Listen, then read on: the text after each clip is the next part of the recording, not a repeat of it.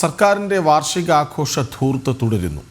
എൻ്റെ കേരളം പ്രദർശനമേളകളിൽ 1,65,00,000 ചെലവാക്കി ടൂറിസം സ്റ്റാളുകൾക്ക് പുറത്ത് കാരവാൻ പ്രദർശിപ്പിക്കാൻ 10 ലക്ഷം രൂപയും ടൂറിസം വകുപ്പ് വകയിരുത്തി. പരസ്യങ്ങൾക്കും പരിപാടികൾക്കുമായി 25 കോടി അനുവദിച്ചത് ജനം TV നേരത്തെ പുറത്തുവിട്ടിരുന്നു. വിവരങ്ങളുമായി പ്രജിത് മോഹൻ ഒപ്പം ചേരുന്നു. പ്രജിത്ത്, ഈ സർക്കാരിൻ്റെ ധൂർത്തിന് പിന്നാലെ പ്രജിത്ത് നടക്കാൻ തുടങ്ങിയിട്ട് കുറച്ച് ദിവസമായി. കൃത്യമായ രേഖകളടക്കം വാർത്തകൾ തുടരെ ഇങ്ങനെ പുറത്തുവിടുന്നുമുണ്ട്. ഇതിപ്പോൾ എൻ്റെ കേരളം പ്രദർശനമേളകളിൽ 1,65,00,000 ചെലവാക്കുകയാണ്. മാത്രമല്ല കാരവാൻ പ്രദർശിപ്പിക്കാൻ 10 ലക്ഷം രൂപയും. അപ്പോൾ ധൂർത്ത് കൃത്യമായി നടക്കുന്നുണ്ട് ഒരു വശത്ത്. അതിന് തെളിവുകൾ ഇങ്ങനെ തുടരെ പുറത്തു വരുന്നു. അതിന് പ്രജിത്ത് ഒരു കാരണക്കാരനാകുന്നു അല്ലേ?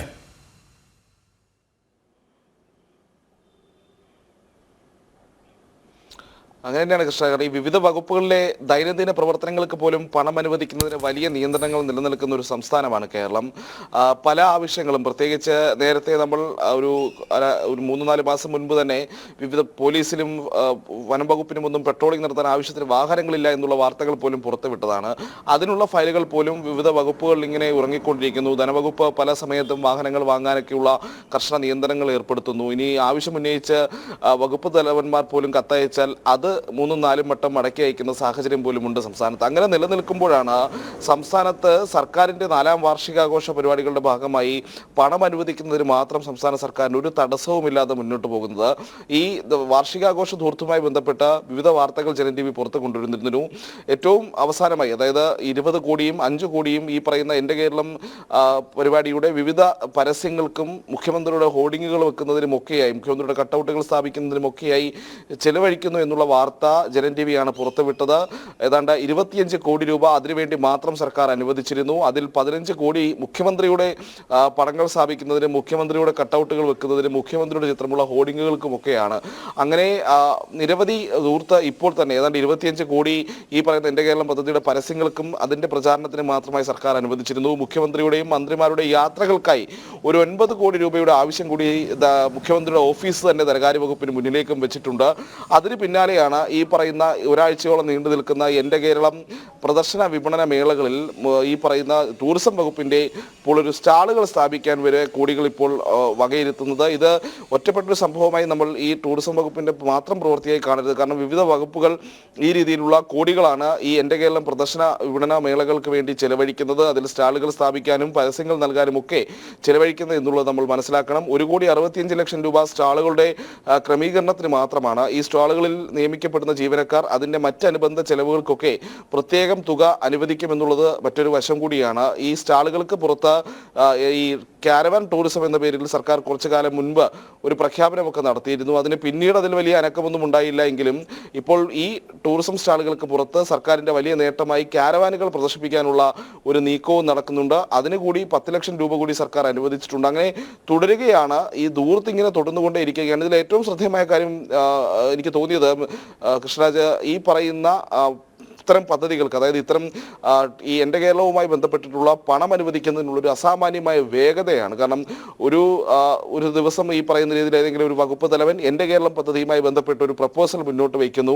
5-6 ദിവസത്തിനുള്ളിൽ സർക്കാർ അതിനു വേണ്ടിയിട്ടുള്ള പണം അനുവദിക്കുന്നതിനുള്ള എല്ലാ നടപടിക്രമങ്ങളും പൂർത്തിയാക്കി ജിയോ പുറത്തിറക്കുന്ന ഒരു സാഹചര്യം സംസ്ഥാനത്തുണ്ട്. നേരത്തെ ഞാൻ സൂചിപ്പിച്ചതുപോലെയാണ് വിവിധ വകുപ്പുകൾക്ക് ദൈനംദിന പ്രവർത്തനങ്ങൾക്ക് പോലും പണം അനുവദിക്കുന്നതിന് മാസങ്ങൾ നീണ്ട നടപടിക്രമങ്ങൾ പോലും ധനവകുപ്പിൻ്റെ ഭാഗത്തു നിന്നുണ്ടാകാറുണ്ട്. പലവട്ടം അപേക്ഷകൾ വരുമ്പോഴും അല്ലെങ്കിൽ ആവശ്യങ്ങൾ ഉന്നയിച്ച് വകുപ്പ് തലവന്മാർ കത്തയക്കുമ്പോഴും ആ അപേക്ഷ നിരന്തരമായി മടക്കും. പിന്നീട് ഈ ധനപ്രതിസന്ധി ചൂണ്ടിക്കാട്ടി ഈ അപേക്ഷയിൽ തീരുമാനമെടുക്കുന്നതും വൈകിപ്പിക്കുന്നതും സംസ്ഥാനത്ത് പതിവാണ്.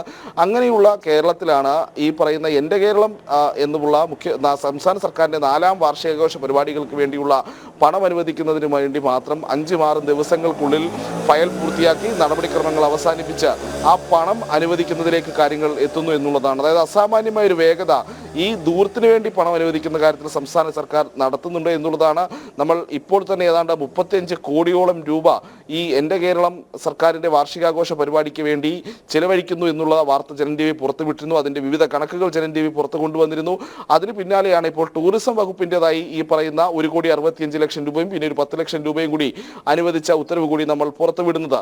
വിവിധ വകുപ്പുകൾക്കും ഈ രീതിയിലുള്ള കൂടുതൽ പണം ചെലവാക്കാനുള്ള അനുമതി സംസ്ഥാന സർക്കാരിൻ്റെ ഭാഗത്തു നിന്നുണ്ട്. മന്ത്രിസഭാ യോഗത്തിലും അല്ലെങ്കിൽ വർക്കിംഗ് ഗ്രൂപ്പ് യോഗങ്ങളിലും ഒക്കെ ഇതിന് പ്രത്യേകിച്ച് എന്തെങ്കിലും രീതിയിലുള്ള തടസ്സങ്ങൾ ഉണ്ടാകരുത് എന്നുള്ള നിർദ്ദേശങ്ങളും നിലനിൽക്കുന്നുണ്ട്.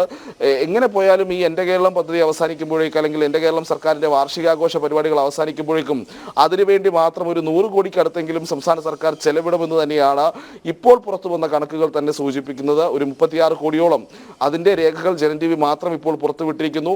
തുടർച്ചയായി വിവിധ വകുപ്പുകൾക്കും ഈ രീതിയിലുള്ള പണം അനുവദിക്കുന്നതിനുള്ള നിർദ്ദേശമുണ്ട്. മുഖ്യമന്ത്രിയുടെയൊക്കെ യാത്രകൾക്കും പണം അനുവദിക്കേണ്ട സാഹചര്യമുണ്ട്.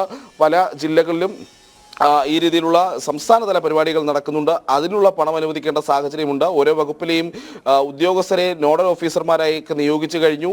അത്തരം പരിപാടികൾക്ക് കൂടി പണം അനുവദിക്കുന്നതോടുകൂടി ഇതിൻ്റെ ഒരു ആകെ ചിലവ് സർക്കാരിൻ്റെ 4ാം വാർഷികാഘോഷങ്ങളുടെ ചിലവ് ഒരു 100 കോടിക്കടുത്തേക്ക് ഉയരുമെന്നുള്ളതാണ് ഇപ്പോൾ പുറത്തു വന്ന കണക്കുകൾ വെച്ച് വിലയിരുത്തുമ്പോൾ സൂചിപ്പിക്കുന്നത്. അങ്ങനെ ഏതാണ്ട് സംസ്ഥാന ഖജനാവിൻ്റെ ഒരു വലിയ ഭാഗം തന്നെ സർക്കാരിൻ്റെ വാർഷികാഘോഷ പരിപാടികൾക്ക് വേണ്ടി ദൂരത്തിന് വേണ്ടി ചെലവഴിക്കുന്നു എന്നുള്ളതാണ് നമ്മൾ ഇതിലെടുത്ത് പറയേണ്ടത്. അപ്പോഴും വനിതാ CPOമാരടക്കമുള്ള അല്ലെങ്കിൽ CPO റാങ്ക് ലിസ്റ്റിലുള്ള ഉദ്യോഗാർത്ഥികൾ അവർ സെക്രട്ടേറിയറ്റ് മുന്നിൽ സമരം കിടക്കുന്നു. അവർക്ക് തസ്തികകൾ ഉണ്ടായിട്ട് കൂടി, അതായത് ഒഴിവുകൾ ഉണ്ടായിട്ട് കൂടി നിയമനം നൽകാത്തൊരു സാഹചര്യത്തിലേക്ക് സർക്കാർ പോകുന്നുണ്ട്.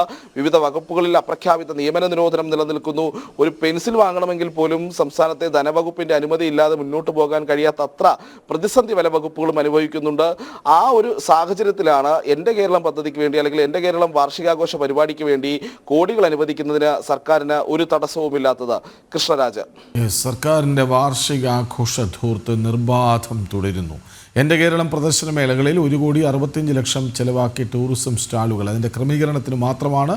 സ്റ്റാളുകൾക്ക് പുറത്ത് കാരവാൻ പ്രദർശിപ്പിക്കാൻ 10 ലക്ഷം അധികം. അങ്ങനെ അർഹത ഉള്ളവർക്ക് പണം നൽകാതെ, ആശമാരെ ശ്രദ്ധിക്കാതെ, CPO വനിതാ ഉദ്യോഗാർത്ഥികളെ മൈൻഡ് ചെയ്യാതെ സർക്കാർ അങ്ങനെ ധൂർത്ത് തുടരുകയാണ്. വിവരങ്ങൾ നൽകുകയായിരുന്നു പ്രജിത് മോഹൻ.